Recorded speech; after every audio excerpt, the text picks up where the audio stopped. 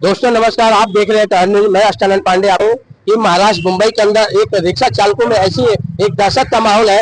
जब से प्रधानमंत्री नाइक साहब ने जो ऐलान किया कि 1 मई से मराठी बोलना रिक्शा चालकों का अनिवार्य है, जिससे लेकर रिक्शा चालकों में एक बहुत बड़ा एक डर का माहौल है। एक रोजगार जो ये बेचारे करते हैं, रोज का खून पसीना बहा करके अपने परिवार का एक जीवन यापन करते हैं, शायद उसमें आने की कोशिश की जा रही है, पर प्रांतियों को लेकर के कहीं न कहीं सरकार की नीति गलत बताई जा रही है। अच्छा, यूनियन के यहाँ पे बहुत सारे लोग हैं। मंजिल जरूरी है या भाषा जरूरी है? अगर आप बीमार पड़ते हैं तो उस डॉक्टर से पूछते हैं क्या मराठी है हिंदू है? अगर देखा जाए जो स्कूल में बच्चा पढ़ता है, क्या वो देखा जाए क्या टीचर मराठी है या उत्तर भारतीय है? क्या देखा जाए कि आप अगर सही में मराठी भाषा को प्रोत्साहन देना चाहते हैं, मराठी का सम्मान करना चाहते हैं, तो मराठी के उन स्कूलों में जाइए जहाँ पर मराठी स्कूल में हिंदी, इंग्लिश और उर्दू की अपेक्षा की संख्या बहुत कम है। उसके लिए सरकार क्या कर रही है, एजुकेशन मिनिस्टर क्या कर रहे हैं? और इसी तरह से परिवहन मंत्री ने जो ऐलान किया है, इसको देख करके ऐसा लगता है एकता को, महाराष्ट्र की एकता को, भारत की एकता को तोड़ने की कोशिश की जा रही है। ये केवल भाषा नहीं है, ये भाषा क्या माध्यम ऐसा बता दूं कि सबसे बड़ा इफेक्ट पड़ता है रिक्शा यूनियन, रिक्शा चालकों पर, जिनका घर टूट जाएगा, जिनका जीवन यापन नहीं होगा, जिनके बच्चे पढ़ नहीं पाएंगे, बहनों की शादियां नहीं हो पाएगी, जिन बच्चों का इलाज नहीं हो पाएगा, जिन माताओं का इलाज नहीं हो पाएगा।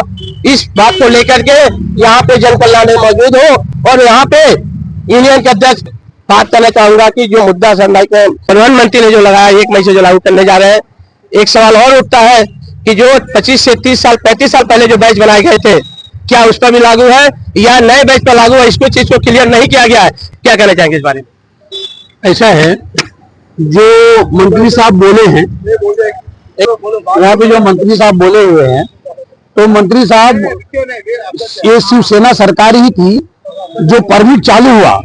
जब परमिट चालू हुआ तो इनको लाइसेंस दिया गया, इन्हें बैच दिया गया, इन्हें परमिट दिया गया।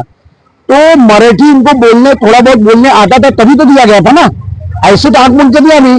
और इसके बाद में 15 साल का इनसे पुरावा लिया गया, मतलब दोनों साल पेपर लिया गया, तभी तो दिया ना।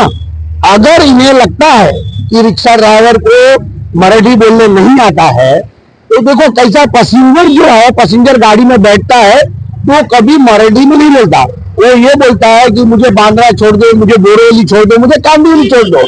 सिर्फ रिक्शा चालक से इतना ही बात होता है, इससे ज्यादा बात नहीं होता है। लेकिन आज जो विवाद फंसाए हुए हैं, ये ठीक नहीं है। कैसा है, आप जब उस वक्त शिवसेना सरकार थी तो आपने बिना टेस्ट का इन्हें परमिट कैसे दिए, 15 साल का पुरावा कैसे दे दिए? तो ये सब ठीक नहीं है। अगर वो 4 तारीख तक अपना वापिस से रिटर्न नहीं लेते हैं तो हम लोग सब जगह उतरेंगे आंदोलन के लिए। ये हम हर चीज बर्दाश्त नहीं करेंगे। मैं आपको कहिए, कहीं नहीं तो कहीं ये लोग किसी न किसी कंपनियों को ये लोग फायदा दिलाने का काम करते हैं, गरीब लोग के पेट पे लात मारने का ये लोग काम कर रहे हैं। बाकी ये लोग कुछ, जैसे बाइक निकल गया, मैं आपको पूछता हूँ, बाइक निकल गया, उसे मराठी बोलने आता है क्या? उसे 15 साल का पुरावा लिए क्या? उसके बाद कोई नियम है क्या? रिक्शा ड्राइवर को भाड़ा कौन तय करेगा? गवर्नमेंट तय करेगा। उन्हें लाइसेंस कौन तय करेगा? गवर्नमेंट तय करेगा। 5 साल में रिन्यू कौन कराएगा? तो गवर्नमेंट तय करेगा। हर चीज गवर्नमेंट तय करती है, लेकिन प्राइवेट जितनी कंपनियां आई आज तक, क्या गवर्नमेंट उसको तय करता है क्या? आज ओला, उबर या अनेक चीज निकाले, इसमें कोई चीज तय किया क्या? नहीं किया ना। मैं आप लोग को मैं बोलता हूँ, बड़े बड़े बिल्डर हैं, ये पहला परीक्षा लेते हैं क्या आप मराठी हो तभी हम आपको फ्लैट देंगे? 1 करोड़, 1.5 करोड़, 2 करोड़ के देते हैं? ये पहला पूछो ना, पहले उसका ही टेस्ट ले लो। लेकिन ये सब टेस्ट ये लोग सिर्फ गरीबों को सताने का काम चालू है। ये बाइक जो निकाले, बाकी ओला उबर इन लोग को फायदा पहुंचाने का काम कर रहा है, बाकी ये लोग कुछ कर नहीं रहे। अगर ये लोग 4 तारीख तक रिटर्न नहीं लेंगे तो हम पूरे मुंबई में हर जगह शांतिपूर्वक हम लोग आंदोलन करेंगे। आपने कहा कि गरीब का पेट मार करके, गरीब लोगों का पेट मार करके अमीरों को फायदा उठाने का दे रहे हैं, तो सवाल ये उठता है कि क्या हर बार कहीं न कहीं 2-4 सालों में ऐसी मुद्दा उठता है कि परप्रांतियों को पीड़ित होना पड़ता है, या परप्रांतियों को परेशान होना पड़ता है। कभी कोई पार्टी कभी उत्तर भारतीयों को मार के भगाने की कोशिश करती है, कभी कुछ मुद्दा आता है तो कभी रिक्शे पे अटैक किया जाता है। मैं कह रहा हूँ कि जितने एम्बुलेंस है, जितने बड़े बड़े ट्रक है, या जितने भी चालक है, उन पर क्यों नहीं लागू होता है? उसी चीज जब तक आपको बैच दिया गया, उसमें मराठी का टेस्ट कानून में नहीं है सर। क्योंकि कल मैं देख रहा था, मीडिया में चल रहा था कि जो लाइसेंस बैच का जो नियम है उसमें कहीं मराठी भाषा का मेंशन नहीं है। लेकिन अगर लाते हैं तो अच्छी बात है, लेकिन पुराने पर लागू कैसे होगा? जब आप नया देंगे तो उसे नियम बनाइए तो सामने वाला उतर से तैयार होकर जाएगा, लेकिन पुराने पर लागू कैसे करेंगे? तो इससे साफ जाहिर होता है कि पहले हम बात करेंगे चालक, आपका बैच है, कितना प्रभाव आप लोगों को पड़ेगा? बहुत ज्यादा प्रभाव पड़ेगा। कुछ आदमी डर से भाग जा रहे हैं, कुछ नहीं सीख रहे हैं, हिंसा का प्रभाव खड़ी कर देंगे। अब नहीं आएगा तो मजबूरन खड़ा ही कर देगा। अगर आपको रिक्शा चलाने का मुंबई में नहीं मिला तो दूसरा काम क्या करेंगे? अब दूसरा आने वाला समय ही बता सकता है हम क्या करेंगे, कहाँ गांव पे शिफ्ट होंगे, कहाँ पे होंगे, वो तो आने वाला समय बता सकता है। जिसकी पूरी पीढ़ी यहाँ पे 2-3 पीढ़ी यहाँ पे रह रही, जिसकी यहाँ पे दूसरी तीसरी पीढ़ी है और उसके बच्चे मराठी किसी वजह से नहीं सीख पाए और रिक्शा लाइन में है, तो उसकी वजह से पूरा संपत्ति उन्होंने महाराष्ट्र में बनाया है, मुंबई में बनाया है। गांव में तो कुछ होगा नहीं, वो कहाँ जाएंगे? और एक रोजगार की समस्या खड़ी हो जाएगी, बेरोजगारी की समस्या खड़ी हो जाएगी। उसके लिए साल 6 महीने टाइम देना चाहिए सीखने का। तत्काल प्रभाव में डालोगे तो कहाँ का आदमी सीखेगा? उसके लिए साल 6 महीने टाइम दो कि हाँ सीखो, मराठी सीखो, ये सीखो। तत्काल में प्रभाव में डालोगे कहाँ से सीखेगा? खाने का चीज तो है नहीं कोई भी ऐसा सीख लेगा। हमारे साथ में काका है, कितना साल हो गया आपको रिक्शा लाइन में? नियर अबाउट 40 वर्ष। 40 रिक्शा लाइन में। हाँ। कितना उम्र होगा आपका? 66। ऐसी आपका यहाँ का है कि कहीं और का? नहीं, गाँव का। तो ये बैच कब मिला था आपको? ये बैच 82। कितना साल हो गया लगभग? 30-35 के साल। चल, मैं ये सवाल पूछ रहा हूँ कि ऐसे व्यक्ति पे यह नियम लागू होता है, ऐसे बहुत सारे लोग हैं, तो ये इनकी उम्र क्या जाएगी? 65 से ऊपर होगा, 60। अब ये कहीं कहाँ जाएंगे? कहाँ ये जाके रोजगार करेंगे? कहाँ अपने परिवार को पालन पोषण करेंगे? तो सरकार को, मंत्री जी को कहीं न कहीं इस बात का ध्यान देना चाहिए कि ऐसे नियम लागू होगा तो ऐसे इफेक्ट पड़ेंगे, ताकि जो लोग मेहनत करके कमा रहे हैं कहीं ऐसा ना गलत लाइन में पहुंच जाए। क्योंकि जब आदमी को पेट नहीं भरेगा तो कुछ भी करेगा। और इसीलिए देखा जाए, उत्तर भारतीय यहाँ पे आते हैं, बेचारे कुछ नहीं मिलता है। मैं बता दूं, रिक्शा चलाने का मतलब नहीं कि वो शिक्षित है। रिक्शा में ऐसे ऐसे लोग हैं, MA BA BEd की बेचारे लोग लेके कहते हैं ना, समय का मारा हुआ आदमी कहाँ जाएगा? समय का मारा हुआ आदमी जब रहता है तो कुछ भी करने को तैयार, क्योंकि उसको परिवार चलाना होता है, उसको अपने बहन बेटी माँ का दवा का इलाज कराना होता है, अपने बहन और बेटिया को शादी करानी होती है, बच्चों को पढ़ाना होता है।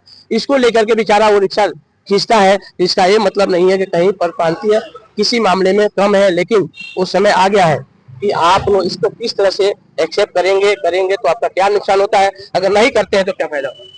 नहीं सर, मराठी से मुझे कोई तकलीफ नहीं है, लेकिन ये जबरदस्ती जो थोपा जाता है इससे तकलीफ है।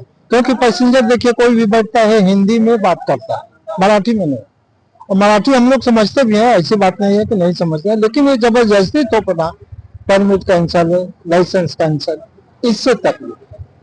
और इसमें अगर आपको ऐसा ही है तो समय दीजिए ना सीखने के लिए, तो सब सीख जाएगा, सब चेंज हो जाएगा।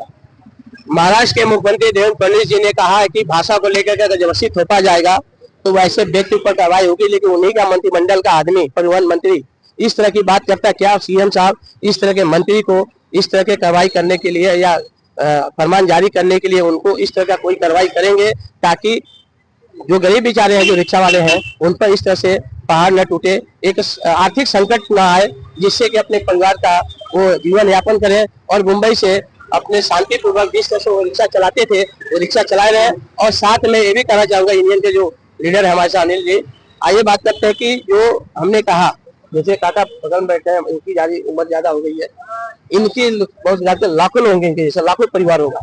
तो उस स्थिति में अगर ऐसा है तो आप लोग किस तरह का कदम उठाएंगे? बात नहीं बनती है तो अगला कदम क्या होगा? नहीं, आंदोलन से तो होगा ही। ऐसा है, पूरे महाराष्ट्र में 15 लाख रिक्शा चालक, रिक्शा चलाने वाले 15 लाख। जो ये बोलते हैं मराठी का, मुझे आप बताइए मैं तो बार बार वही बोल रहा हूँ ना कि परमिट जब दिए तभी भी वो टेस्ट लेके ही दिए रहेंगे ना। बैच दिए तो टेस्ट लेके दिए, लाइसेंस दिए तो टेस्ट लेके दिए ना। हर चीज तो पहला ही आप लोग टेस्ट लेके दिए, नहीं तो उस वक्त कहाँ थे जब लागू किए। हर वक्त पर प्रांति का विषय नहीं उठाना चाहिए। और रिक्शा ड्राइवर को इतना तो समझ में आता है कि थोड़ा बहुत समझ में आता ही है रिक्शा वाले लोग को, उसमें कोई दिक्कत नहीं है। मराठी बोलने से हमें कोई प्रॉब्लम नहीं है, हम उनका सम्मान करते हैं। लेकिन जबरदस्ती अगर हमारे ऊपर अन्याय किया जाएगा तो ये 4 तारीख के बाद हम जगह जगह पे आंदोलन करेंगे, और वो भी यही नहीं पूरे महाराष्ट्र में होगा। आंदोलन का रूप क्या होगा? रिक्शा बंद करेंगे या शांतिपूर्वक आप इस तरह से फ्लैग मार्च करेंगे? क्या शांतिपूर्वक, एकदम हर जगह शांतिपूर्वक होगा। मुझे रिक्शा बंद रहेगा, रिक्शा बंद करेंगे या आगे का हम शशांक राव साहब से ये पूछ के हम लोग तय करेंगे कि हम लोग रिक्शा बंद करके करना है या कैसे करना है, ये सब हमारा यूनियन तय करेगा। दर्शकों, आपने सुना यहाँ पे अगर कहीं पे रिक्शा पूरे मुंबई के अंदर बंद होता है तो मुंबई करों के लिए, मुंबई वासियों के लिए एक सबसे बड़ी समस्या हो जाएगी। क्योंकि जीवन रेखा जो कहा जाता है, जहाँ पे बस नहीं जा सकती है, जहाँ रेल नहीं जा सकती, वहाँ रिक्शा पहुँचती है। तो अगर कोई आदमी बीमार पड़ता है तो सबसे पहले रिक्शे वाले आते हैं और बीमार आदमी को उस गली से, उस घर से निकाल करके हॉस्पिटल तक पहुंचाने का काम करते हैं, उनको जीवन बचाने का काम करते हैं। तो अब देखना यह है कि 4 मई को ये रिक्शा यूनियन के लीडर के नेतृत्व में पूरे मुंबई के अंदर एक मोर्चा होने वाला है, एक जुलूस निकलने वाला है, एक निषेध इसका करेंगे जो 1 मई का मराठी भाषा को लेकर के यहाँ पे प्रधानमंत्री ने ऐलान किया है। अब देखना यह है कि आने वाले समय में किस तरह का ये आंदोलन रूप लेता है। इसी तरह कैमरामैन अब्दुल्ला के साथ अरशद पांडे की रिपोर्ट, मुंबई।